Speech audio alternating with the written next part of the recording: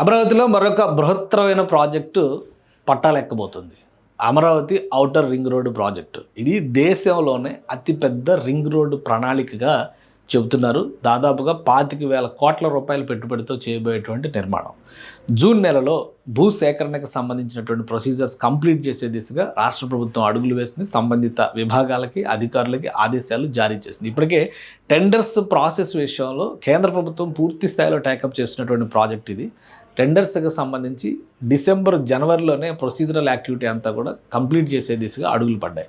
So అతి త్వరలో land hand over చేయగానే ఈ పనులు మొదలు పెట్టాలని చెప్పని ప్రణాళికని సిద్ధం చేసుకుంటున్నారు. అసలు ల్యాండ్ అక్విజిషన్కి సంబంధించినటువంటి పరిస్థితి ఏంటి ఒకసారి చూద్దాం మనం. ఇది అమరావతి ఔటర్ రింగ్ రోడ్ ప్రాజెక్టుకు సంబంధించినటువంటి సమగ్ర స్వరూపం. ఇంటర్నల్ లింక్స్ అంటే నేషనల్ హైవేస్ని కనెక్ట్ చేసేటువంటి ఒక భారీ ప్రాజెక్ట్ అవుతుంది. చాలా నేషనల్ హైవేస్ ఇక్కడ చూస్తే NH44D కనెక్ట్ అవుద్ది, ఇక్కడ NH16 కనెక్ట్ అవుతుంది ఈ ఏరియాలో చూస్తే కనుక. అలానే ఇటువైపు ఉన్నటువంటి నేషనల్ హైవేస్ ఇది NH16 మొత్తం ఇదంతా NH16 లైన్ అనమాట. ఇటు నుంచి NH65, ఇటు నుంచి చూస్తే NH163, ఇటు చూస్తే NH30, స్టేట్ హైవే 236, NH65 ఈ లైన్ అంతా NH65, ఈ లైన్ అంతా NH16 అంటే 16వ నంబర్ జాతీయ రహదారి. సో అలానే ఇక్కడ కొత్తగా వచ్చేటువంటి అమరావతికి సంబంధించినటువంటి NH167 AG ఇవన్నీ కూడా ఇన్ని రహదారులు కనెక్ట్ అవడంతో పాటు అమరావతిలో ఉన్నటువంటి ఇంటర్నల్ లింక్స్ అన్నీ కూడా ఔటర్ రింగ్ రోడ్ అంటే ఇన్నర్ రింగ్ రోడ్తో కనెక్ట్ అయ్యి వీటి నుంచి మళ్ళీ రేడియల్ రోడ్స్ రావడం అనేది ఒక పెద్ద ప్రణాళిక. ఇంత భారీ ప్రాజెక్టు ఎక్కడా లేదనమాట. కానీ ఈ ఔటర్ రింగ్ రోడ్ సర్కిల్ మొత్తాన్ని కూడా కేంద్ర ప్రభుత్వమే నిర్మించబోతుంది. దీనికి సంబంధించినటువంటి అంచనాలు, దీనికి సంబంధించినటువంటి ప్రీ ప్రొసీజర్ వర్క్స్ అన్నీ కూడా కంప్లీట్ అయినాయి. సో జూన్ నుంచి ల్యాండ్ ఎక్విజిషన్ని పూర్తి స్థాయిలో కంప్లీట్ చేస్తారు. అంటే ఒక 2 నెలల టార్గెట్, 3 నెలల టార్గెట్ పెట్టుకున్నారు. 2 నెలల్లో పూర్తి చేయాలనేటువంటి సంకల్పంతో రాష్ట్ర ప్రభుత్వం ఉంది. సంబంధిత అధికారులకి, జిల్లా కలెక్టర్లకి ఆదేశాలు జారీ చేశారు. ఎందుకంటే ఇప్పుడు చిన్న చిన్న జిల్లాలు అయినటువంటి నేపథ్యంలో చుట్టుపక్కల 4 జిల్లాల పరిధిలో భూ సమీకరణ మొత్తం 5 జిల్లాల పరిధిలో భూసేకరణ జరగాల్సినటువంటి అవసరం ఉంది. అందుకని 5 జిల్లాలకి కూడా ఆదేశాలు జారీ చేశారు. మొత్తం అసలు దీని స్వరూపాన్ని ఒకసారి మనం చూస్తే కనుక మొత్తం 189 కిలోమీటర్ల భారీ రహదారి అవుతుంది. హైదరాబాద్ ఔటర్ రింగ్ రోడ్ కంటే పెద్ద రహదారి అవుతుంది ఇది. 140 మీటర్ల వెడల్పుతో దీన్ని ప్లాన్ చేస్తున్నారు. 12 వరుసల రహదారులు వచ్చే విధంగా ఒక ప్రణాళికని రెడీ చేసుకున్నారు.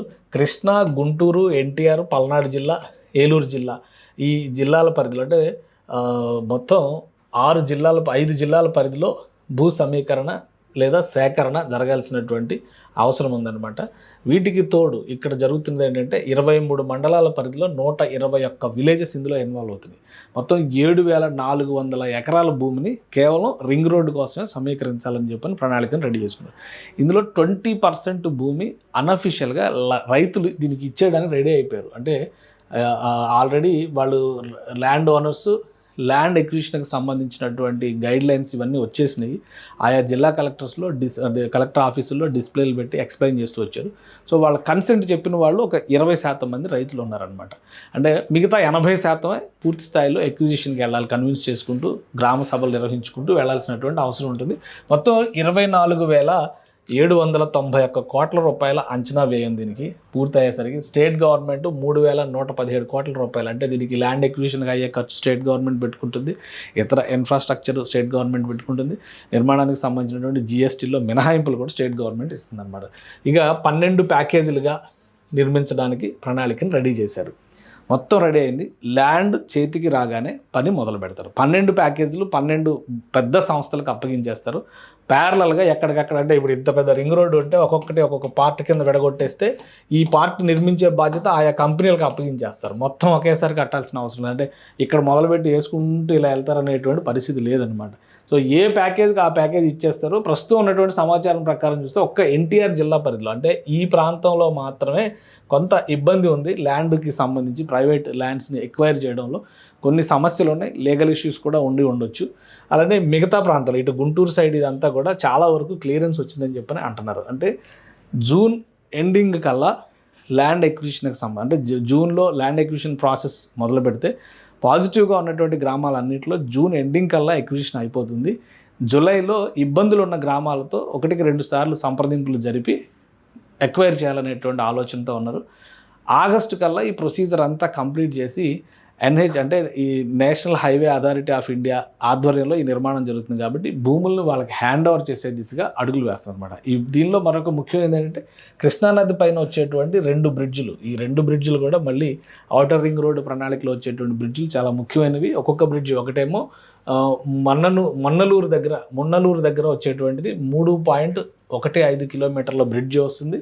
ఇంకొకటేమో ఇటు కృష్ణానదికి సంబంధించి మున్నంగి దగ్గర వచ్చేటువంటి 4.8 కిలోమీటర్ల బ్రిడ్జ్ వస్తుంది. ఈ 2 బ్రిడ్జిలు కూడా, ఇది మున్నంగి బ్రిడ్జి ఇటువైపు వస్తుంది, మున్నలూరు బ్రిడ్జి ఇటువైపు వస్తుంది అనమాట. సో ఇక్కడ చూడండి, ఇక్కడ ఇంకొక నది కలుస్తుంది, సంగమ ప్రదేశం దగ్గరగా ఉందన్నమాట. సో ఇది చాలా కాంప్లికేటెడ్గా నిర్మాణం చేయాల్సి ఉంటుంది. అక్కడ కూడా 2 బ్రిడ్జిలు కూడా 6 వరుసల రహదారులుగా పెడిస్ట్రియన్ వే సపరేట్గా పెట్టి నిర్మాణం జరుగుతుంది. అంటే ఇవి కూడా బాహుబలి వంతెనల తరహాలో కనిపిస్తాయి. అమరావతి నగరంలోకి, ఇటు విజయవాడ నగరంలోకి, ఇటు గుంటూరు నగరంలోకి వచ్చే ట్రాఫిక్ మొత్తం కూడా కంప్లీట్గా డైవర్ట్ చేసేటువంటి అవకాశం, అంటే టోటల్ ట్రాన్సిట్ సిస్టమే మారిపోయేటువంటి అవకాశం ఉంటుంది ఇది అందుబాటులోకి వస్తే. హైదరాబాద్ ఔటర్ రింగ్ రోడ్ నిర్మాణ సమయంలో కూడా చాలామంది చాలా విమర్శలు చేశారు, ఇది అంత ఈజీగా అయ్యే ప్రాజెక్ట్ కాదని. కానీ 3 ఏళ్లలో కంప్లీట్ చేశారు. ల్యాండ్ ఎక్విజిషన్ ప్రొసీజర్స్ కంప్లీట్ చేయడం దగ్గర కొంత జాప్యం జరిగింది. ఎప్పుడైతే ఆ కంప్లీట్ చేసి పనులు మొదలుపెట్టారో ప్యాకేజీల వారీగా హ్యాండ్ ఓవర్ చేసిన తర్వాత 3 నుంచి 3.5 ఏళ్లలో అన్ని భాగాలను కూడా కంప్లీట్ చేశారు. ఆంధ్రప్రదేశ్లో అమరావతికి సంబంధించి ప్రస్తుతం ఉన్నటువంటి ఈ దక్షిణ భాగం మొత్తం కూడా ఎలాంటి సమస్యలు లేవు కాబట్టి ముందు ఇమ్మీడియట్గా ఇవి కంప్లీట్ చేసేటువంటి అవకాశం ఉంటుందని చెప్పని రాష్ట్ర ప్రభుత్వం నుంచి వస్తున్నటువంటి సమాచారం. సో ఎన్హెచ్ఐ పూర్తి స్థాయిలో దీన్ని టేకప్ చేస్తుంది కాబట్టి నిధుల సమస్య అనేది రాదు, నిర్మాణాన్ని వీలైనంత వేగంగా పరుగులు పెట్టించేటువంటి అవకాశం ఉంటుంది. రెండవది, మొబిలిటీకి సంబంధించి ఫ్రైట్ మూవ్మెంట్, అంటే సరుకు రవాణాకి సంబంధించి, ఇతర రవాణా అవసరాలకు సంబంధించి, ఇన్వెస్ట్మెంట్ పూలింగ్కి సంబంధించి, ఇండస్ట్రీస్కి సంబంధించి ఔటర్ రింగ్ రోడ్డు పరిధిలో అనేక ప్రాంతాలను ఇక్కడ స్మార్ట్ ఇండస్ట్రీస్ డెవలప్ చేయాలని చెప్పి రాష్ట్ర ప్రభుత్వం భావిస్తుంది. ఇటు డిఫెన్స్ సెక్టర్ డెవలప్ చేయాలని చెప్పి రాష్ట్ర ప్రభుత్వం భావిస్తుంది.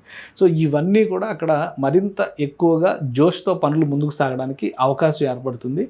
రీజనల్ ఎకనామిక్ గ్రోత్ సెంటర్గా దీన్ని మారుస్తారు. ఔటర్ రింగ్ రోడ్డుకి, ఇన్నర్ రింగ్ రోడ్డుకి మధ్యలో ఉన్నటువంటి ప్రదేశాలను ప్రత్యేక కమర్షియల్ జోన్స్గా డెవలప్ చేయాలని చెప్పి రాష్ట్ర ప్రభుత్వం భావిస్తుంది. అందుకనే outer ring road national highway authority of India construction చేస్తే, ఇన్నర్ రింగ్ రోడ్డు మొత్తం ప్రైవేట్ కన్సార్షియమ్స్కి అప్పగించి అలా చేయడం ద్వారా ఆయా ప్రాంతాల్లో క్లస్టర్స్ డెవలప్మెంట్ చేయాలనేటువంటి ఆలోచన రాష్ట్ర ప్రభుత్వం చేస్తుంది. ఈ 2 కూడా ప్యారలల్గా నిర్మించేటువంటి అవకాశం ఉంది. ఇప్పటికే చాలా రోజులు అయిపోయింది అనేటువంటి బాధ చాలామందికి ఉండొచ్చు. 2 సంవత్సరాలు కూటమి ప్రభుత్వం వచ్చి రేపు జూన్ 9కి 2 సంవత్సరాలు అయిపోయింది, ఇంకా ఏమీ లేదు అనేటువంటి బాధ ఉండొచ్చు. కానీ గవర్నమెంట్ ప్రొసీజర్స్లో ఈ ప్రీ ప్రొసీజరల్ యాక్టివిటీస్ అనేవి చాలా ముఖ్యమైనవి. ఇవన్నీ క్లీన్గా చేయగలిగితేనే రేపొద్దున ఎలాంటి లీగల్ ఇష్యూస్ లేకుండా ప్రాజెక్టులు కంప్లీట్ అవ్వడానికి అవకాశం ఉంటుంది. సో అందుకనే కూటమి ప్రభుత్వం వీటన్నిటిపైన కసరత్తు చేసి ఫైనల్గా ఔటర్ రింగ్ రోడ్డు ప్రాజెక్ట్ను ఒక కొలిక్కి తీసుకొచ్చింది. కేంద్ర ప్రభుత్వం మొత్తం భారం భరించడానికి సిద్ధమైంది కాబట్టి వీలైనంత వేగంగా ల్యాండ్ ఎక్విజిషన్ కంప్లీట్ చేసి, భూమి పూజ చేసి, ఆయా కాంట్రాక్ట్ సంస్థలకు అప్పగించిన తర్వాత వీలైనంత వేగంగా ఈ ప్రాజెక్టు పరుగులు పెడుతుందని చెప్పి ఆశిస్తున్నారు.